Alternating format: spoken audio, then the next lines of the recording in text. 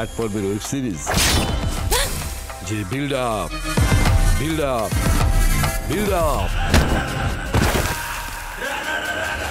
এটা সিনেমা বাংলাদেশে জন্ম। হ্যালো এভরিওয়ান, আর একটা রিয়াকশনস ভিডিও এবং এইটা মুভির ট্রেইলার। আবার সে ট্রেইলার না টিজার আমরা দেখার পরে বুঝবো এটা ইনসাফ।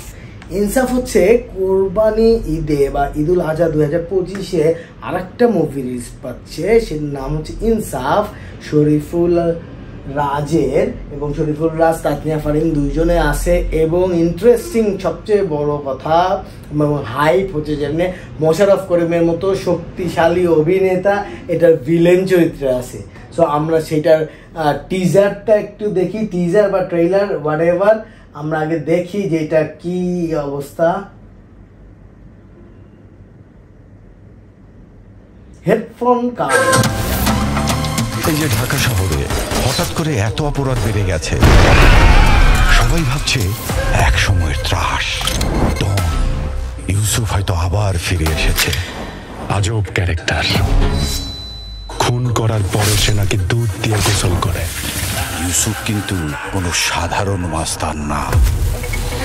এটা কি 8 পর্বের ওয়েব সিরিজ যে বিল্ড আপ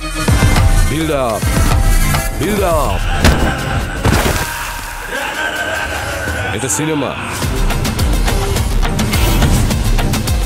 বাংলাদেশে জন্মগ্রহণ করছে, ভালো কাজ করছে, কিন্তু অসম্মানিত হয় নাই। একটা মানুষ জানতো তো স্যার, আমি কেসটা রিওপেন করতে চাই। এই দেশে শিল্পী হওয়া কি অপরাধ?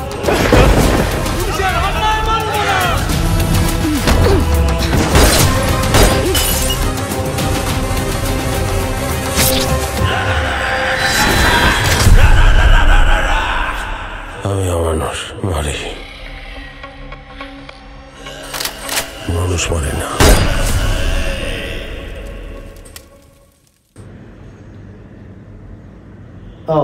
মোশাররফ করিমের ভিলেন মনে হইল। মোশাররফ করিমের ভিলেন, আমি কি বললাম?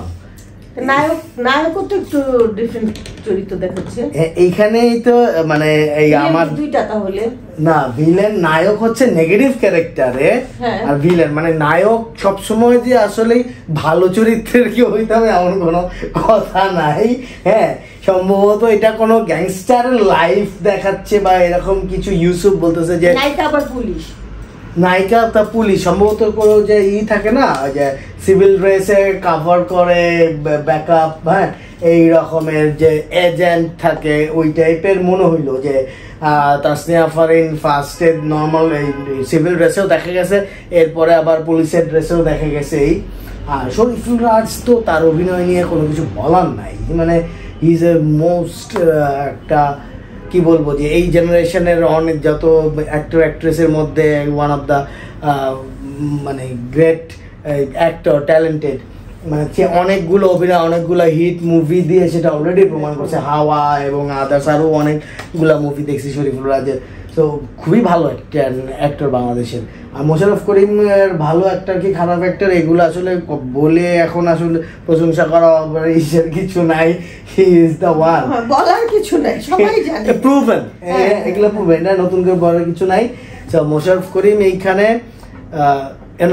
নায়ক, তো নায়ক বলবো যে মানে মেইন লিড ক্যারেক্টার শরীফুল রাজ, যেটা সে তো নেগেটিভ চরিত্র বোঝাই যাচ্ছে। নেগেটিভ চরিত্র বলতে যে দুধ দিয়ে গোসল করে, হ্যাঁ দুধ দিয়ে গোসল করে, কি বললো যে একবার মারার পরে আরো দুবার কুপায় না কি একটা ডায়লগ আছে এরকমের শুনলাম।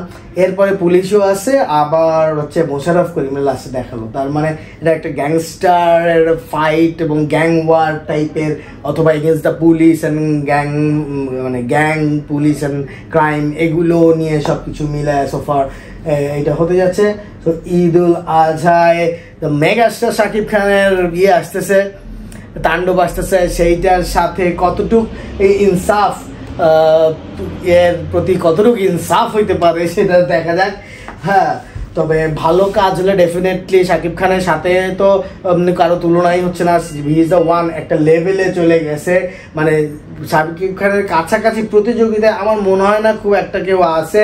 তারপরেও কাছাকাছি গেলে যেমন গত ঈদে দাগি বলে যে নিশোর একটা ছবি গেল, ইনসাফ এবার আসতেছে, এবার আরো কয়েকটা ছবি আসছে, 6 থেকে 7টা ভালো সিনেমা রিলিজ পাচ্ছে।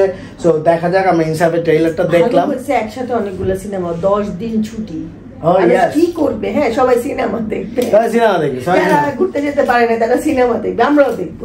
হ্যাঁ, ঘুরতে যাওয়া এখন হচ্ছে রাস্তার রাজ ধুয়েছে, অনেক কিছু এক্সপেন্সিভ হয়ে যায়, সবকিছু সব জায়গায় ভিড় এই সেই। তারপর ছুটিটা সবাই যে যার ঘরে বসে আনন্দের মধ্যে পরিবারের সাথে কাটাক, সেফলি যাতায়াত করুক, সবার এই দোয়া রইলো। আর এই ভিডিওটা কেমন লাগলো তোমরা একটু জানাও। ইনসাফকে যদি দেখতে যাবো অবশ্যই, দেখে আমাদেরকে জানাবা। আমরা যদি দেখি ডেফিনেটলি সেটা নিয়ে আরো ভিডিও থাকবে।